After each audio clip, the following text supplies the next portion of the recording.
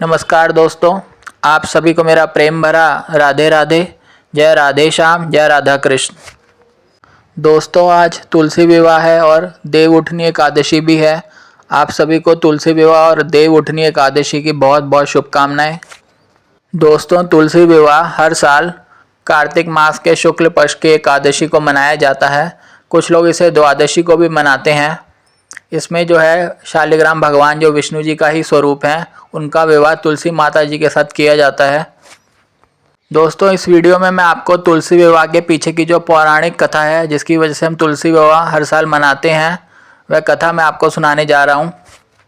दोस्तों, एक बार की बात है, राजा इंद्रदेव जो कि स्वर्ग के राजा हैं और बृहस्पति देव जो सारे देवताओं के गुरु हैं, वह शिवजी से मिलने कैलाश पर्वत जा रहे थे। फिर शिवजी जो है कैलाश पर्वत में बैठे हुए थे। उन्होंने सोचा आज मैं इंद्रदेव के धैर्य की परीक्षा लूँगा। फिर शिवजी ने एक ऋषि का रूप धारण किया और वो रास्ते में जाके, जो रास्ता था जहाँ कैलाश पर्वत जाने का, उस रास्ते में जाके बैठ गए। फिर जब इंद्रदेव और बृहस्पति देव उस रास्ते में पहुँचे तो उन्होंने देखा कि ऋषि बैठे हुए हैं। फिर उन्होंने उन ऋषि से आग्रह किया कि आप कृपया रास्ते से हट जाइए, हमें शिवजी से मिलने कैलाश पर्वत जाना है। लेकिन वो जो ऋषि थे, जो कि स्वयं शिव भगवान जी थे, वह रास्ते से नहीं हटे। फिर उसके बाद इंद्रदेव ने उन्हें बहुत बार जो है आग्रह किया, रिक्वेस्ट करी, बट वो ऋषि जो स्वयं भगवान शिव थे वो रास्ते से नहीं हटे। फिर इंद्रदेव को बहुत ज़्यादा गुस्सा आ गया। इंद्रदेव बहुत ज़्यादा क्रोधित हो गए। फिर क्रोध में आके इंद्रदेव ने जो है उन ऋषि पे अपने वज्र से प्रहार किया। फिर वो जो ऋषि थे, जो स्वयं भगवान शिव थे, वो अपने असली रूप में आ गए और भगवान शिव को भी बहुत ज़्यादा क्रोध आ गया। फिर क्रोध में जो है भगवान शिव ने अपना तीसरा नेत्र, जो तीसरी आँख है, उसे खोल दिया। यह सब देख के जो इंद्रदेव के साथ बृहस्पति देव थे, वह बहुत ज़्यादा भयभीत हो गए। उन्होंने मन में सोचा कि शिवजी ने क्रोध में आके अपना तीसरा नेत्र खोल लिया है, इससे तो पूरा ब्रह्मांड में प्रलय आ जाएगी। फिर उन्होंने जो है शिवजी से क्षमा मांगी और इंद्रदेव को बोला कि आप भी शिवजी से क्षमा मांगिए और इनका क्रोध शांत कीजिए। फिर इंद्रदेव ने कहा कि भोलेनाथ शिवजी, मुझे नहीं पता था कि आप ही ऋषि का रूप धारण करके बैठे हुए हैं, मुझे क्षमा कर दीजिए। उसके बाद जो है शिवजी का क्रोध शांत हो गया और उन्होंने अपना तीसरा नेत्र जो है, तीसरी आँख जो है, वो वापस बंद कर ली। जब शिवजी ने अपनी तीसरी आँख खोली थी तो उनके तेज से बहुत बड़ी ज्वाला प्रकट हो गई थी, वहाँ पे एक आग की ज्वाला। फिर भगवान शिव ने उस ज्वाला को जो है समुद्र में डाल दिया। जैसे उस ज्वाला को शिवजी ने समुद्र में डाला तो उस ज्वाला से एक बालक प्रकट हुआ, जिसका नाम जलंधर रखा गया, क्योंकि वो जल से प्रकट हुआ था। अब वो बालक जलंधर जब बड़ा हुआ तो वो बड़ा होकर एक बहुत ही शक्तिशाली और भयंकर राक्षस बन गया। वो बहुत ही शक्तिशाली राक्षस था, क्योंकि वो भगवान शिव के तेज से ही प्रकट हुआ था।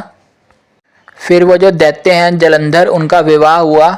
उनका विवाह जो है कालनेमी राक्षस हैं, उनकी एक पुत्री थी वृंदा, उनसे हुआ। जो वृंदा थी, उनका जन्म तो राक्षस कुल में हुआ था, लेकिन वो बचपन से ही भगवान विष्णु की बहुत बड़ी भक्त थी। वो बचपन से ही भगवान विष्णु की बहुत भक्ति करती थी। जब उनका विवाह दैत्य जलंधर से हुआ तो विवाह के बाद भी वो विष्णु जी की पूजा, विष्णु जी की भक्ति करती रही। जो वृंदा जी थी वो बहुत ही पतिव्रता थी और विष्णु जी की भक्त भी थी। जब भी जलंधर राक्षस जो है देवताओं के साथ युद्ध करने जाते थे, तो जो उनकी पत्नी थी वृंदा, वो बहुत ही ज़्यादा विष्णु जी की पूजा करती थी और उनके लिए व्रत रखती थी।